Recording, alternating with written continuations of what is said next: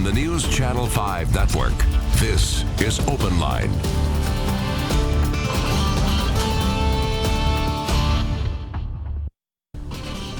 Good evening, everyone, and thank you so much for joining us here on Open Line. We have Dr. Alex Jahangir joining us once again to talk about the coronavirus, specifically for Davidson County, and even as we look across the state, too, about what is going on, where numbers are headed.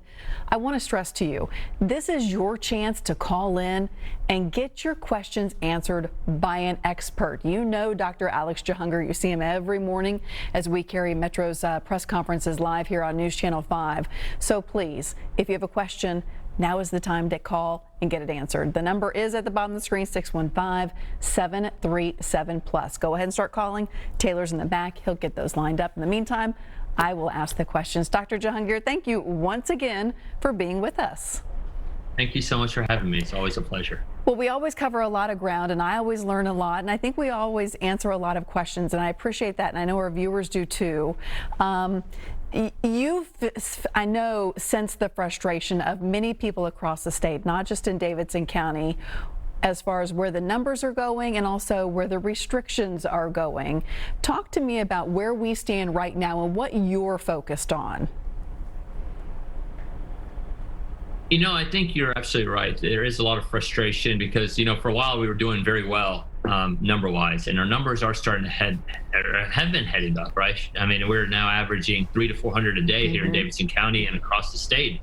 We're averaging a lot, and we're seeing more people die, which is always very sad. And I think part of that really initially led from complacency. I think in March, April, people were being very diligent about staying at home when they needed to, wearing masks, washing their hands, socially distancing, and we kind of, maybe all of us a little bit, forgot that a little bit or just got tired of it. I'll be the first to admit it is very tiring. I feel it myself, and I think that started this cycle of one person infecting another person, which infects two more people and four people, and that's how we're averaging 350 to 400 cases a day here in Nashville, and so when I think about it, I want to see how can we best mitigate or stop the spread, but also how do we make sure our hospitals are stable? How do we make sure that our mortality rate is less? And how do we get our kids back to school and our businesses opened again? And those are the things that are top of mind for me.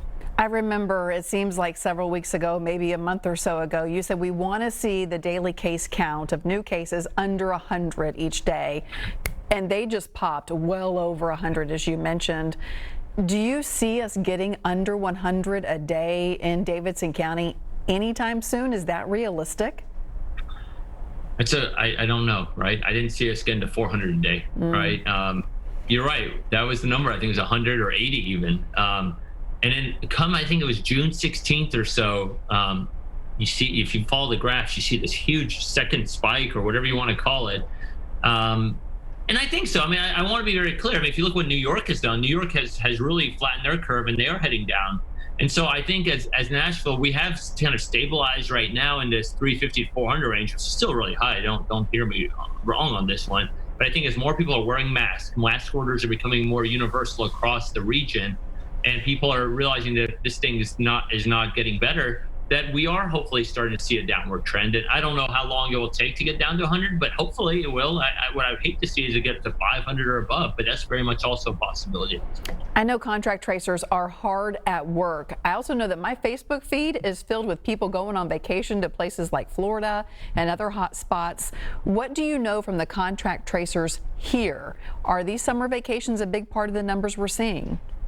That's such a great question. And the reason I say that is just today I was looking at that. So every week I get like a percentage breakdown of where people are getting it. And so a few weeks ago, before anything, the number one place people are getting it today is from family and household transmission. Okay, so about 23% are, you get it for whatever reason, you come in, you give it to your husband or your roommate or your wife or whomever. That's the most. Now, if you go further down, a few weeks ago, we were seeing a lot of transmission in social gatherings and bars and not restaurants, really bars and big gatherings. And so we put some of the more strict numbers or strict measures, and those numbers have come down over the past week or so. But the number that has gone up is exactly what you just mentioned.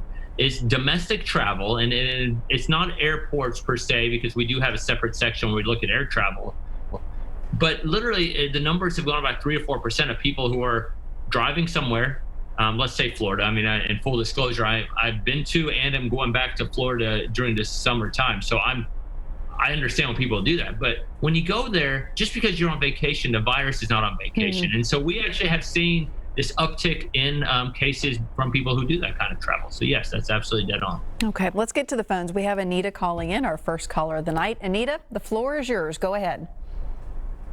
Yes, I just wanted to ask. I read an article where 2,000 doctors in Tennessee, it said that it's irresponsible and insane to send kids back to school this fall. And I also wanted to see what his take on the surrounding counties, like Wilson County, going back in person. I just want to see what he thinks about it. That's a great question. His opinion.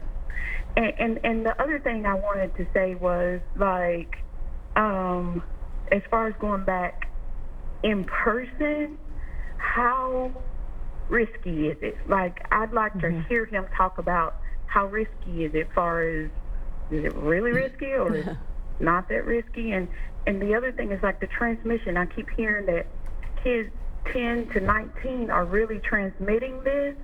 I'd like to hear what he says, because some people say that they don't, some people say that they do. Yeah, all great questions, and I'm glad you asked them, Anita. Thank you so much, because that is exact. You're a parent, Dr. Jahangir. I'm a parent. It's where we all are right now. What do we do with our kids? Quite frankly, none of the options seem great.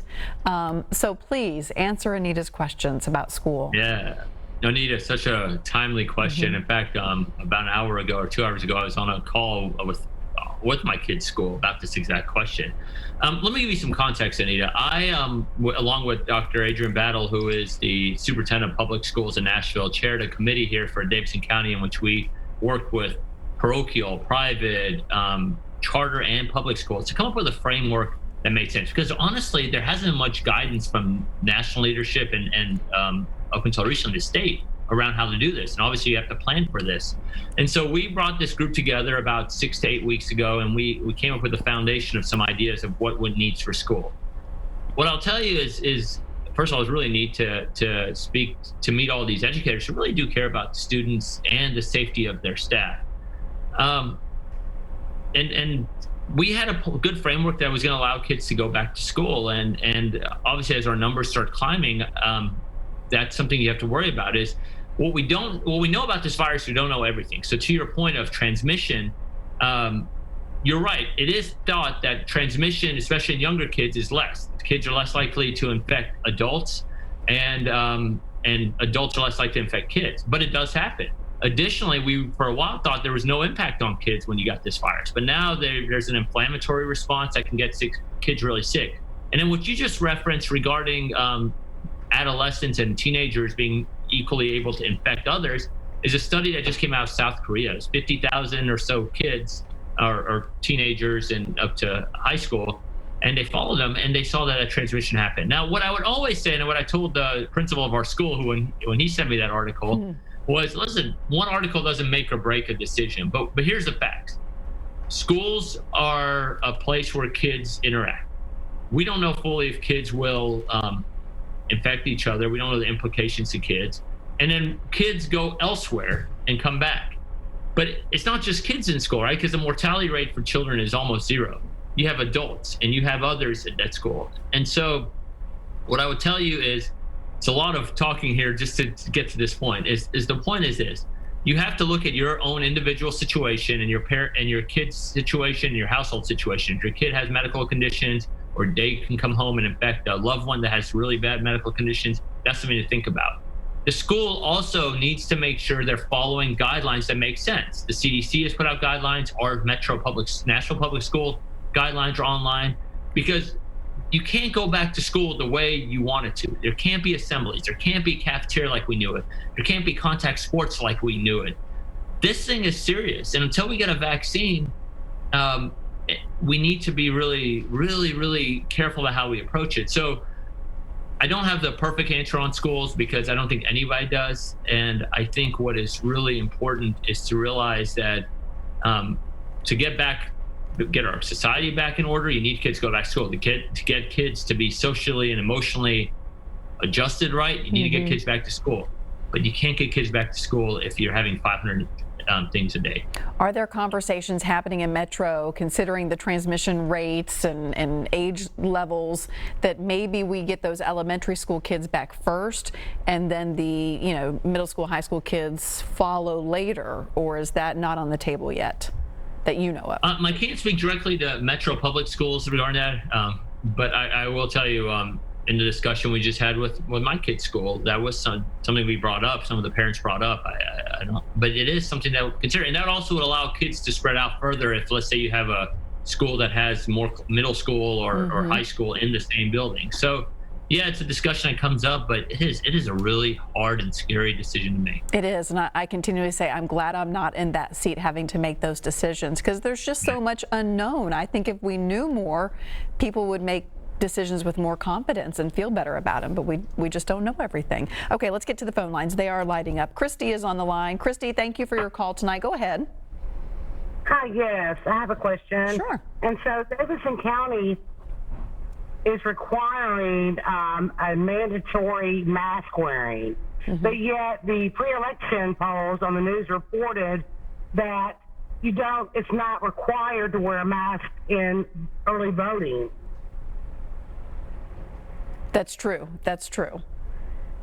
Wouldn't that be confusing? If you're shutting down businesses due to not following the regulations, wouldn't we also follow those in pre-voting? Right. And Dr. Jahangir, correct me if I'm wrong, but I think that they can't require it to cast a vote. Comes down to federal law. Now, it's really, go ahead. No, that's so here's the thing. I think masks have been shown to lower infection rate.